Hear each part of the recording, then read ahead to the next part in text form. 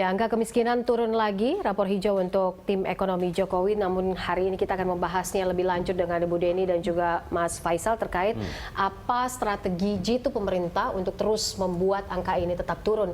Bu Deni, kalau kita lihat tadi datanya bahwa penduduk miskin persentasenya secara daerah Pulau Jawa ini jumlahnya lebih besar dibandingkan pulau-pulau lainnya, tapi Maluku ternyata presentasinya lebih tinggi begitu. Ini apa yang terjadi dan bagaimana pemerintah akhirnya mengadres ini dan mengatasi kendala-kendala yang ada? Kalau kita lihat statistik, memang Pulau Jawa adalah pulau yang paling padat penduduknya. Tetapi di sisi yang lain juga Pulau Jawa mungkin rata-rata pendapatan per kapitanya paling tinggi. Ya. Jadi di pulau yang kecil itu density-nya karena sangat tinggi, yang terjadi adalah meskipun secara persentase di Jawa itu relatif rendah, tetapi dikalikan dengan jumlah penduduknya yang banyak, akhirnya angkanya besar sekali, 13 juta. Sedangkan Maluku atau Papua itu jumlah penduduknya sedikit, sehingga persentasenya tadi kita lihat 1 dari 5 orang Maluku atau Papua itu kemudian jatuh dalam kondisi kemiskinan. Nah, mengatasi Papua dan Maluku, saya pikir ini memang sangat challenging. Maluku secara karakteristik geografis adalah kepulauan, dan kemudian kalau Papua itu secara geografis yang terutama pegunungan tengah itu ya gunung.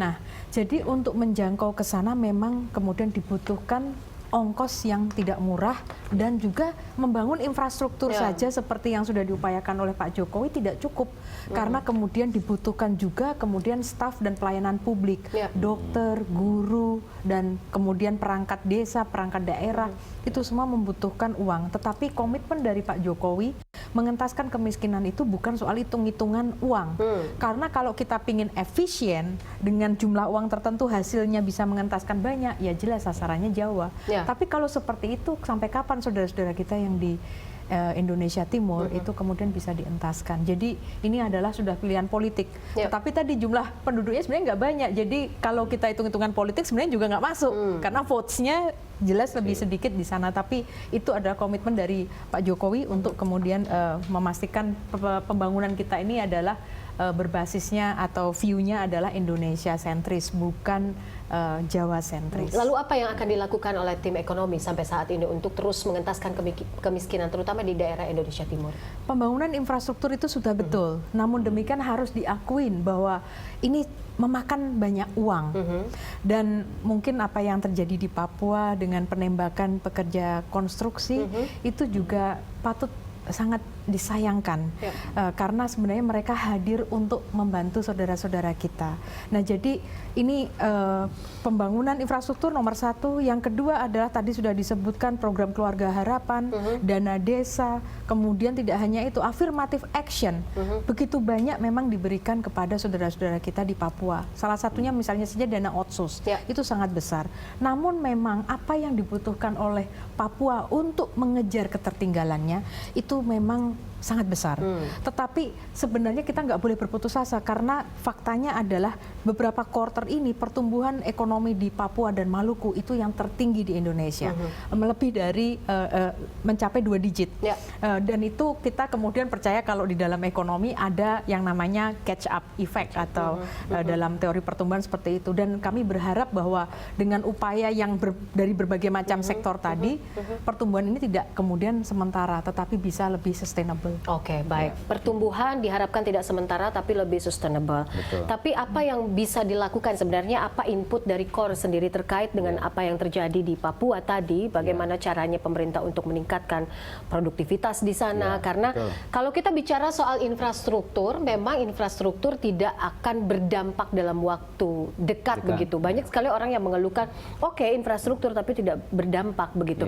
Apa upaya sektor real yang memang harus difikirkan oleh pemerintah sampai saat ini, Pak Faisal? Sebelumnya saya ini mungkin saya tambahkan sedikit dulu.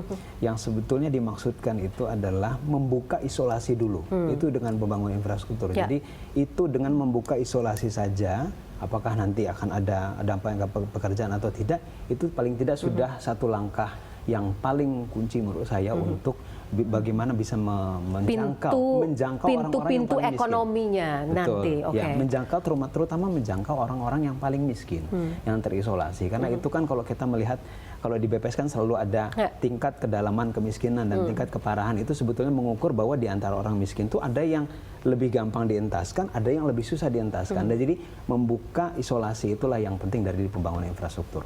Nah, tapi apa sebetulnya yang perlu dilakukan lagi ya setelah infrastruktur dibangun itu adalah, yang penting itu adalah bagaimana menumbuhkan pusat-pusat pertumbuhan aktivitas ekonomi setelah infrastruktur itu dibangun. Nah, jadi fisik ya dibangun, tapi untuk kemudian menumbuhkan pusat-pusat pertumbuhan, pusat-pusat aktivitas ekonomi, kemudian menciptakan lapangan pekerjaan. Nah, itu adalah satu pekerjaan yang lain lagi. Ya, jadi fisiknya itu harus diintegrasikan dengan program-program itu tadi. Dan ini tentu saja bukan hanya pekerjaan 1-2 kementerian gitu ya. Jadi harus ada lintas kementerian yang menggarap ini bersama-sama. Baik. Nah, jadi kalau kita hubungkan lagi dengan upaya untuk mengentaskan kemiskinan di Maluku dan Papua, setelah itu tadi isolasinya itu dibuka, itu adalah bagaimana supaya dengan infrastruktur yang sudah diusahakan itu dibangun, dipercepat di sana, itu adalah bagaimana menciptakan pusat-pusat pertumbuhan di sana. Gitu. Dan itu dikaitkan dengan upaya untuk menciptakan lapangan pekerjaan yang tentunya mestinya harus disesuaikan dengan kualitas dan kapasitas daripada masyarakat setempat, begitu ya. Oke. Saya menangkap apa yang Pak Faisal bicarakan bahwa ini juga harus dihubungkan dengan local wisdom mungkin ya, kearifan budaya lokal, sehingga tidak ada kekagetan atau culture shock begitu yang dilakukan oleh pemerintah sampai saat ini. Tapi salah satu yang membuat kita tahu bahwa salah satu yang membuat angka kemiskinan turun adalah stabilitas harga pangan. Bu Deni, seperti apa pemerintah membreakdown ini sehingga ini berhasil untuk membuat stabilisasi harga pangan tetap terjaga, terutama di daerah ya? Ya, jadi pertama adalah memperbaiki logistik dan itu berkaitan dengan pembangunan infrastruktur itu sendiri. Jalan tol, saya pikir itu sangat untuk Jawa terutama dan Sumatera, saya pikir itu necessary karena itu kemudian menghilangkan pungli karena tidak ada yang menghentikan atau bajing loncat di jalan tol.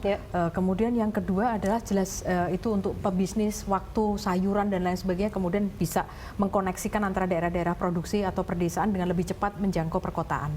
Itu jadi logistik nomor satu, mulai dari pelabuhan, jalan dan lain sebagainya, termasuk di bandara-bandara. Nah, sehingga ketika logistik itu lebih efisien, lebih cepat dan lain sebagainya, kemudian ongkos dari barang itu sendiri menjadi lebih murah. Yang kedua adalah memastikan reformasi struktural dari ease of doing business itu kemudian berjalan terus. Nah, karena apa? Karena itu kemudian membuat daya saing kita itu semakin meningkat. Daya saing meningkat artinya apa? Kita makin lebih kompetitif, harga barang diharapkan biaya produksinya lebih murah. Nah, kalau biaya produksinya kemudian lebih murah, tentu saja dengan asumsi ceteris paribus, hal lain tidak berubah, itu kemudian harga-harga juga bisa menjadi lebih kompetitif. Yang ketiga, reformasi struktural yang lain adalah meningkatkan iklim kompetisi. Ini yang seringkali kita sedikit underestimate mengenai ini, karena tanpa adanya competition kemudian tidak akan ada upaya untuk mengefisienkan diri. Nah, saya pikir untuk Indonesia ke depan yang rakyatnya begitu banyak, saya pikir ini kompetisi harus terus didorong supaya kemudian makin lama makin efisien.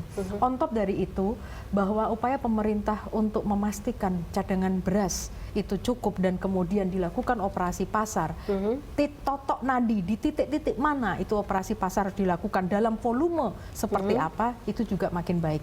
Karena itu impor yang dilakukan oleh pemerintah, suka atau tidak suka, yang dilakukan tahun lalu cukup kontroversial, mungkin itu berkaitan dengan timing yang kurang baik, itu sekarang adalah menjadi backbone dari operasi pasar yang dilakukan oleh Bulog sejak 2 bulan terakhir sampai dengan nanti panen raya yang diperkirakan akan terjadi pada bulan Maret.